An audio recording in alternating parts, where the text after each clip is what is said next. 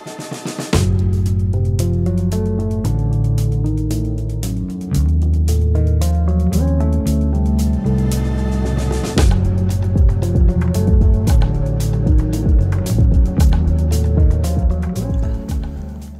sobat catur dimanapun berada, assalamualaikum. Jumpa lagi di channel Kiwongdel LCS dalam video problem catur 3 langkah mat. Dan buat yang sedang berpuasa, selamat ya buat yang menjalankannya. Semoga Anda harus selalu lancar dan sampai tamat, amin. Oke sobat catur, sekarang mari kita lihat seperti apa posisi problem caturnya. Ini dia. Sekarang mari kita lihat untuk posisi buah catur putih.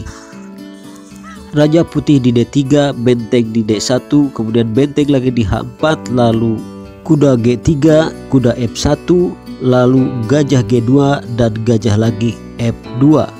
Kemudian ditambah lagi dengan pion yang berjejer di jalur A, yaitu A2, A3, dan A4. Selanjutnya untuk buah hitam, raja berada di A5 dan ditemani hanya dengan satu buah pion ya, satu buah bidak yang berada di A6. Nah teman-teman, jadi seperti inilah ya posisi problem caturnya. Nah buat teman-teman yang ingin menguji dan mengetes kemampuan caturnya untuk menemukan atau mencari jawabannya, silahkan dalam hitungan 15 ketukan. Terlalu cepat ya teman-teman ya, dalam 15 ketukan atau dalam waktu singkat itu masih belum juga ditemukan, silahkan videonya di pause dulu ya teman-teman ya. Kalau memang masih penasaran untuk menjajal tingkat kesulitan problem catur ini sampai di mana, ya silahkan ya diteliti lagi, diamati langkahnya kemana dan cari solusinya. Jalannya itu harus yang tepat dan langkahnya itu harus benar-benar bisa mematikan ya. Satu langkah, dua langkah itu harus benar-benar bisa menantikan. Kalau itu tidak, ya sulit untuk ditemukan. Dan ini sekali lagi video ini santai saja teman-teman ya, karena video ini hanya untuk hiburan sambil asa otak. Yang di bulan puasa ini hitung-hitung untuk ngabuburit sambil menunggu maghrib buat yang berpuasa dan menjalankannya. Oke sobat catur, silahkan dicari, diamati dan temukan kunci jawabannya dalam hitungan 15 ketukan.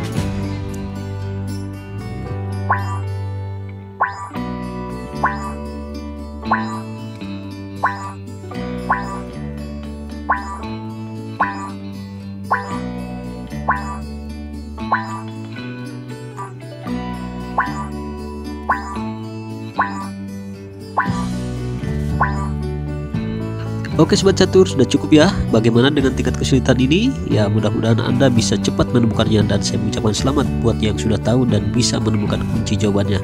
Oke sobat catur, untuk beberapa saat mari kita lihat beberapa analisa ini.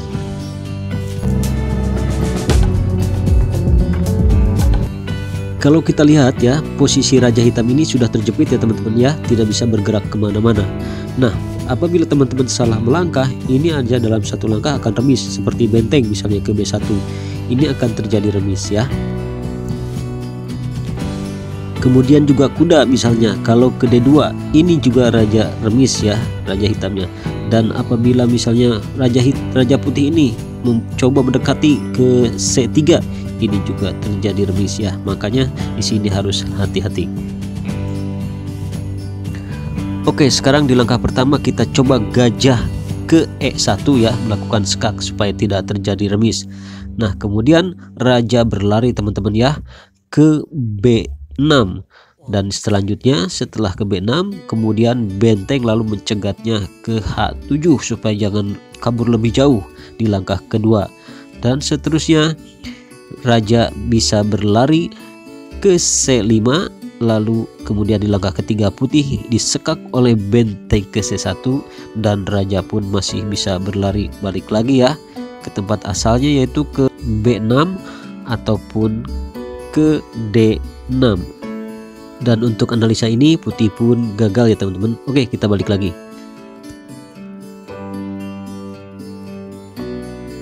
Oke, sekarang kita coba gajah G2 ke C6 untuk mengawal pion putih A4. Namun di sini raja hitam akan mendapatkan remis ya, karena sudah tidak bisa bergerak dan ini pun gagal.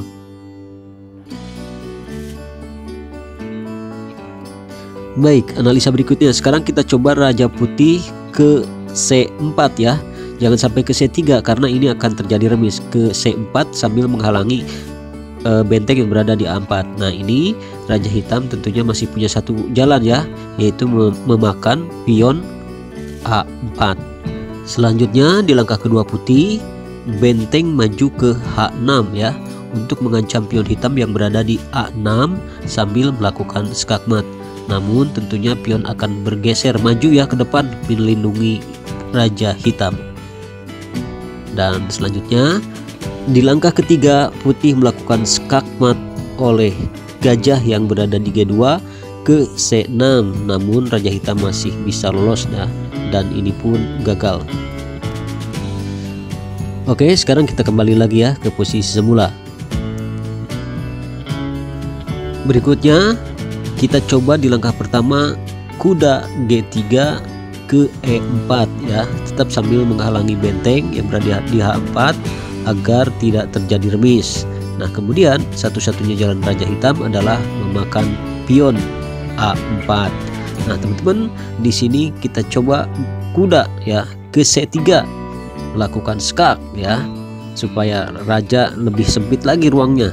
Nah di sini teman-teman, apabila Raja Hitam balik lagi ke petak awal yaitu ke A5, ini akan mati diskakmat oleh benteng ke A4. Namun apabila raja memakan pion A3, ini walaupun disekak oleh benteng ke A4, raja masih bisa lolos ke B2. Nah yang tadi itu salah jalan, dan ini pun putih masih gagal ya raja, karena raja masih bisa melarikan diri dan kabur walaupun jaraknya ruangnya sempit. Oke Sobat Catur, saya rasa untuk analisanya cukupnya segitu ya. Mudah-mudahan menjadi gambaran dan bisa membuka ya kunci jawabannya buat teman-teman yang masih penasaran dan belum menemukan kunci jawabannya. Baiklah Sobat Catur, sekarang tiba saatnya kita untuk membongkar dan membuka kunci jawabannya dan solusinya seperti apa. Yuk kita lihat sama-sama. Ini dia. Oke Sobat Catur, sebelumnya saya ingatkan lagi ya, jangan lupa di subscribe, di like, dan dukung terus channel ini. Oke Sobat Catur, jadi kunci jawaban dari problem catur ini, kuncinya adalah terletak pada benteng yang berada di H4 ya. Kemana tuh? Yaitu ke H2. Loh kok ke situ sih Bang? Nah nggak nyangka kan? Kenapa harus misalnya ke H2, kan itu jalannya malah lebih sempit, banyak yang ditutupin oleh teman-temannya sendiri. Nah ini dia. Jadi di problem catur sulit ini rata-rata langkah pertamanya itu atau langkah keduanya juga bisa juga suka ada langkah yang tak terduga, yang tidak disangka-sangka arahnya gitu ya teman-teman, tapi tepat sekali, tepat sasaran. Emang benteng itu ke H2 tujuannya mau ngapain ya? Sementara kan ada gajah terang dan gajah hitam di depannya, itu mau maju kemana ya? Tujuan dan maksudnya ada apa di balik ini?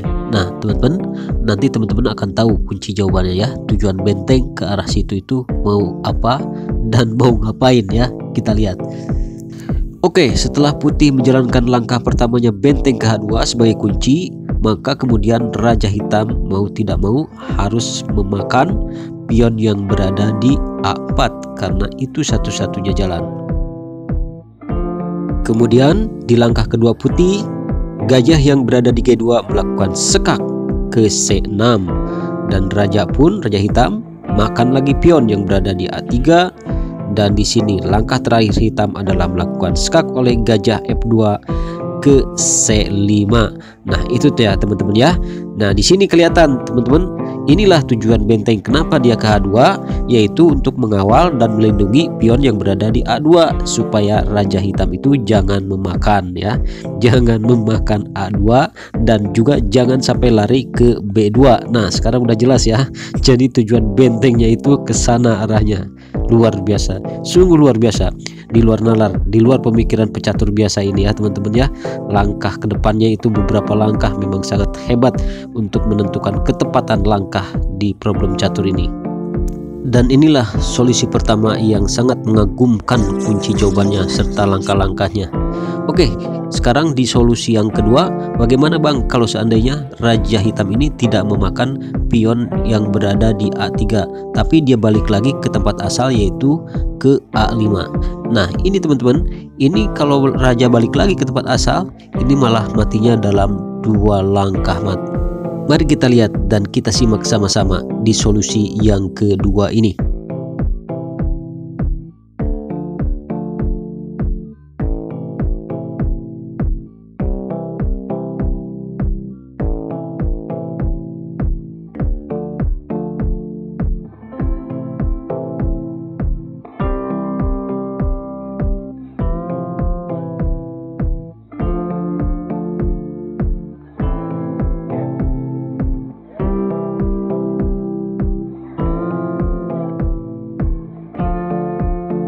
Nah Sobat Catur, jadi seperti itu ya matinya Raja Hitam kalau balik lagi ke A5, yaitu hanya dalam 2 langkah mat. Oke Sobat Catur, terima kasih atas waktunya. Jangan lupa di subscribe, di like, dan di komen kalau ada.